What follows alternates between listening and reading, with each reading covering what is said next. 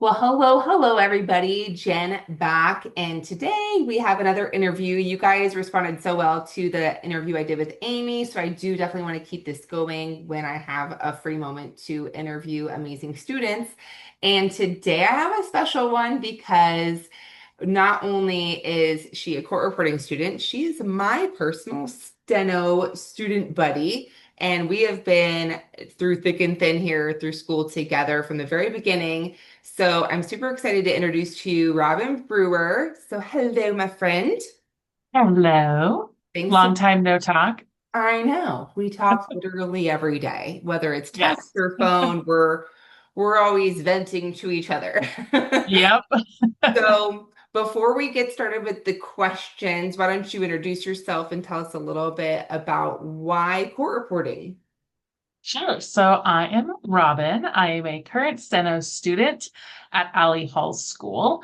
I decided to join court reporting school because I saw TikTok and I don't remember whose it was, but I saw it and I said, that is my brain. And I looked into it. I did the A to Z course. And then once I did the A to Z course, I was hooked and I signed up for school and got started. Awesome. And so how long ago was it when you did A to Z? Ooh, A to Z was probably 2.5 to 3 years ago. Okay. So then Yeah. we And started, we're coming up on our 2 year anniversary actually next month, which is yep. June. So we've been at this for 2 years already, which is crazy. So, in terms of, I know for you, it's a little different because you're also working a full-time job. So how has that school work-life balance been for you? Because I know there's other students out there that are also working and trying to balance and do the juggling. Mhm. Yeah, it's not easy. So I work full time at a digital marketing agency that I've been at for 10 years. So luckily, I have some flexibility with that job since I've been there for so long, and they allow me to kind of take a flex schedule. So I do stop my work day probably around 3:30 or 4 so that I can then switch over to my school stuff. And luckily, school is also a little flexible since we're with Alley Hall. We can kind of practice and take tests whenever we want. We do have that required time to log into the live classes, but I always make that available too. So it is a long day, not gonna lie. It is start working at 8 o'clock, go straight to 3:30, and then log into school and start doing that. But it kind of makes it easy when you have that routine too.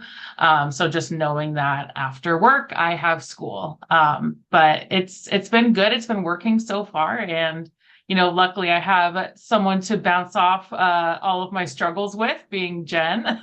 Yes. So that is a huge help too.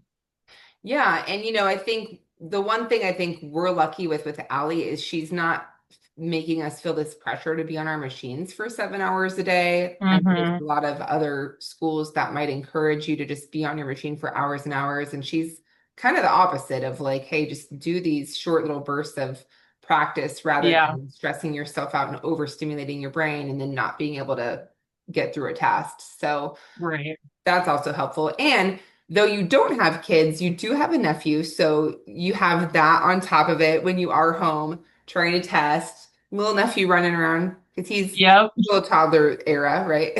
Yeah, he's 4. Yep. Yeah. So for those of you that are working, our parents are in school, feeling the feels of all of it, Robyn here. And here's the thing. I have older kids that don't ever bug me, and I'm not working a full-time job. And me and Robyn are pretty much at the same spot. Like we've been Yep. pretty back to back. She actually just passed her 160 jury charge, right? 160 jury So charge. Yes. woohoo. Yeah, so literally we're both in the exact same spot. We both have two 160s left to pass. We both passed our 160 jury charge. So we're two tests away from exit speeds, which is exciting, which is really great. But what would you say has been the hardest thing about core reporting for you? I think the hardest thing is to not be a perfectionist. Mhm. I have this tendency to always erase something if I did a wrong stroke and Yeah. rewrite it the right way. When I know I can probably figure it out in editing afterwards. So I'm still trying to break that habit. And that kind of does debilitate my progress sometimes. And because I'm trying to get everything down perfect the first time, but maybe that'll be a good thing when it comes to real time. Yeah. But that practice, but for right now, just trying to get through speeds, that's something that's been very difficult and been kind of blocking my brain space too, and trying not to think when I'm writing. If I'm just deleting everything and trying to get the right stroke every time, that becomes a quite a big hindrance.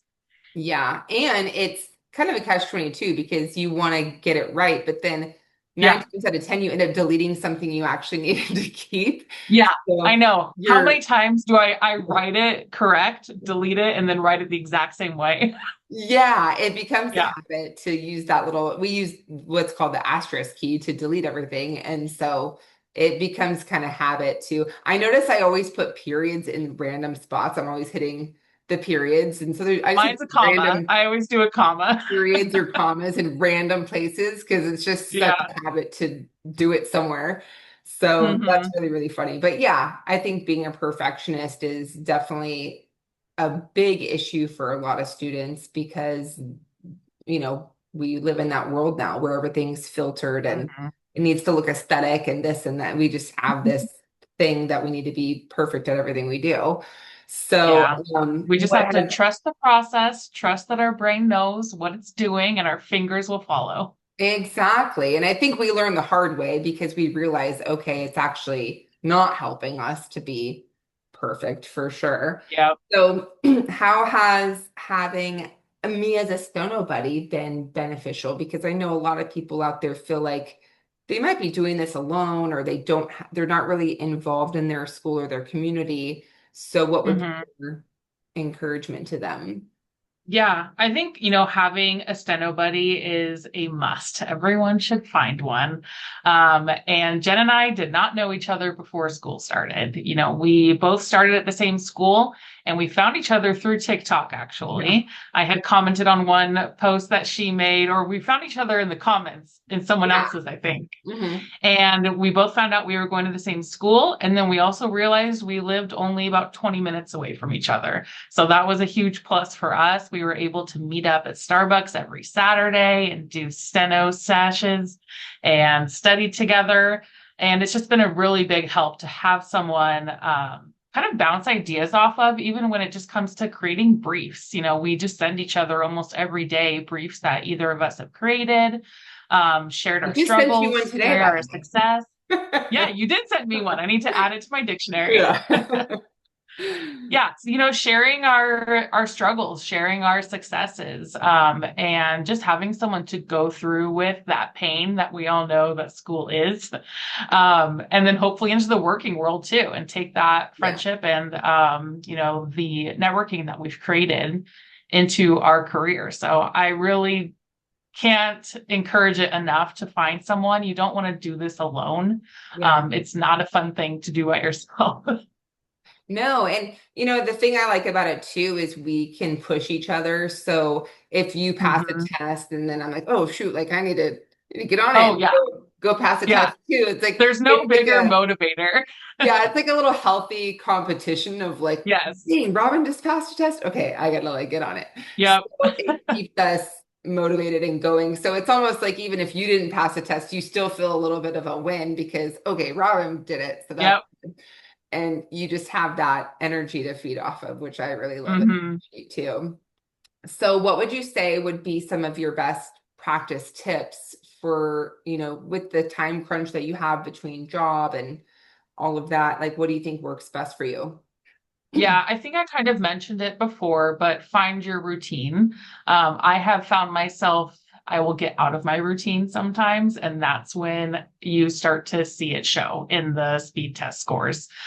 So find your routine and find what works best for you. You know, some people, they find at night works better for them and they're staying up until midnight, 2 a.m. and taking tests then. Sometimes people are taking it right in the morning. Find that routine that works for you. And so for me, it has been that I do work and then I go to school after that, and then I take a break and take my me time. So I think that would be the biggest recommendation is just find that routine. Yeah. And then what would you say in terms of how to keep that motivation? Because this was probably our longest stint of not passing a test. Mhm. What, 6 months, I think was. Yeah. I know I passed mine was January, but what was your last test pass? Was it November with me? I think before that it was November. Yeah. Okay. Yeah, so it's been 6 months. Now you've passed a test 6 months later. What keeps your motivation when you just are in that trench of just when is this? Is it there's no light at the end of the tunnel? Yeah. I honestly, it's getting into the working world Yeah. and, you know, just looking at that final goal, and knowing what you're working towards. And, you know, sometimes that's hard to see that vision because even still, I kind of have like the imposter syndrome where I'm like, well, I'm not really that close yet, but no, we're close. Like we're Yeah. getting really close. And that really for me is that big motivator right now to be able to leave the career that I'm in currently that I've been wanting to get out of, and finding that as my motivation to finally make the leap and change careers into this awesome Steno world that everyone just speaks so highly of. I'm just really excited to get out there and start working. Yeah, and I'll say too, listen to other working reporters that are in the field because we had a court reporter who is high profile court reporter in class with Ali, who she interviewed, and we got to ask so many questions, and he just Mhm. really lit a spark, I think, for me, you as well, Yeah. to just be like, shoot, we just need to get this done. So it's nice to Mhm. hear from working reporters who can pour into you and motivate you as well, just so you know what you're getting into on the other side and how rewarding and fulfilling the job is. Because I've never heard a court reporter say they hate their job. So Yeah. it's nice to hear them in the field doing the work that you're going to be doing. So that's just a little. Mhm. And then, so you also worked for a little while at a court reporting agency. And I so did. how was that? How did that benefit? Tell us a little bit about your experience there. Yeah, so I worked in the production department. So I put together transcripts for a court reporting agency and would send them out to the attorneys that ordered the copies. And then I would mark exhibits and put them in. And that was really fun to start peeking in them a little bit, get a little glimpse at what the final transcripts really look like. I worked there for probably about 3 or 4 months during the holidays. Hmm. And it was really nice. And I worked there when I was in theory still. So I wasn't really fully in and, fully understanding all of the procedures that go into court reporting. Hmm. So it was really, as like a baby student, I was seeing this stuff on the inside. But it was really cool to be able to talk to some court reporters that worked for the agencies, other people in the production department. And really, I learned what an errata sheet was back then. I learned how to do the appearance page. I learned how to add the digital signature onto the last certificate page. So all of those little things are all tying together now with the procedures class that I'm in with Ali right now. And I'm kind of seeing that come full circle. And so it was really nice to get that experience hands-on putting together those transcripts for the agency. And I can't wait to do it myself as a working reporter. I know, which reminds me, we get to shadow people soon and go sit in court and watch, different Yeah. cases and all that kind of stuff, which will be really exciting to just get in Hmm. hands-on of it. So as far Yeah. as school is concerned, we did go on the same path. We both started with Marcus Limberry at his school in Texas. We were both online, but not live We both completed theory in 9 months, which is the quickest time you can with Mark because his theory is insane. So, but I know for me, I've shared with, my community why I made a transition to Ally, but I'm sure they'd love to hear your thoughts as well. Yeah, mine was really similar to yours. Once I got into speed building, it just didn't feel, there was a certain requirement and for the testing, and it just really wasn't fitting how I wanted to be testing. I wanted to be doing it as much as I could, and I would, with Ali, I'm failing probably 20 tests a week. Yeah. And, I couldn't have that limit put on me because I need to keep continually testing. And so once we talked with Ali and, we signed up for her school, we made that switch. It really was a good fit for me personally. And just, you have to find that right fit for you. And be able to recognize when something's not working and kind of try to work around that and find what will. Yeah. No, that's super important. And it was a timing thing because we were literally we met Ali in person at Steno in the city event, and Mhm. it just all kind of fell into place at the right time. So, yeah, I think it's important that everybody, not get so emotionally attached to the school, but get emotionally attached to you getting out of school and Yes. go wherever that, I don't care if you switch Yeah. 7 times, you need to find the place that's Hmm. going to help you get out as quick as possible. And Yeah. And honestly, I wouldn't have changed my route, looking yeah, back. I absolutely love my time with Mark yeah, me Kislingbury too. and learning theory from the master himself. Yes, please. Like We that loved was great. his dad jokes were the best. I think Yes. because we were like there was a lot of younger people with us, and I don't think anybody laughed as much as he's like, nobody's Yeah. laughing at my dad jokes. And I'm like, oh no, it's funny up here. That's funny. So Yeah. what would be like your biggest advice to students in theory right now and students in speed? Ooh. Okay, students in speed, keep testing. Don't be scared to test. Just take the test. If you fail one, just take another one. It's not a big deal to fail. We're all failing every single day until you get that pass. Yeah. And then for theory students, just keep at it. Some days it's not going to feel like it's ever going to click, and one day it will click. I remember going through even the chapter 7 when I first hit chapter 7, Oh, I was like, what is this? Like, I don't know. about chapter 7. I don't remember, but It was like the first one that had hard briefs in it. maybe, but I also Yeah. went through like the first 10 chapters before we started school. So maybe that's why I Right. wasn't like, why is everybody freaking out over chapter 7? Yeah. But Chapter 7 was like the first like hard one. And you're like, I don't know what this is. This is a foreign language. I'm never going to get this. But I promise you, it'll click.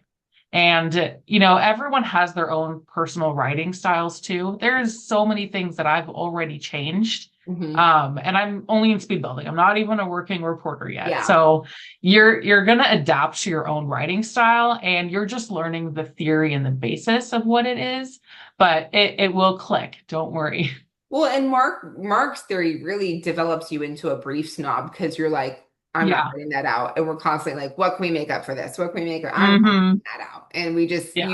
I you want my actually fingers to move like this the whole time, yeah, not like like you this. you just want to shorten it as much as you can. And then you start to like know in the Steno language how you would brief something when you hear it and what would make the most sense for it. And there's some things that just you can't brief, like it just won't work, but the more briefs, the better, I Hmm.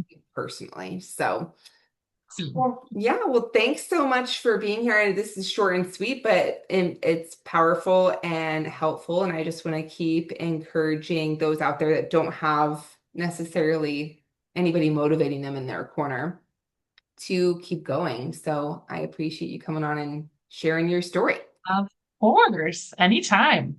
Yeah, thanks for being here. And we'll talk to you guys later. And oh, it's backwards again. But if you I haven't, see it straight. you see it straight? Maybe Uh-huh. it's backwards for me. So this is part of my new merch line. I'm going to do a little shout out to the merch and excited to be able to represent for Steno peeps, Steno life. You need to order mine still. Accurate, unbiased, and heavily caffeinated. That's how I we. love it. Love it, love it. If you guys want, I'll put the link to the merch in the comment section and stuff so you can check it out. And if you see something you like, there's a bunch of different things in there and go check it out. So, but thank you guys for being here. I have more people in mind to interview and I'll catch you. We'll see you on the flip side. Catch you on the next one. See ya. Bye.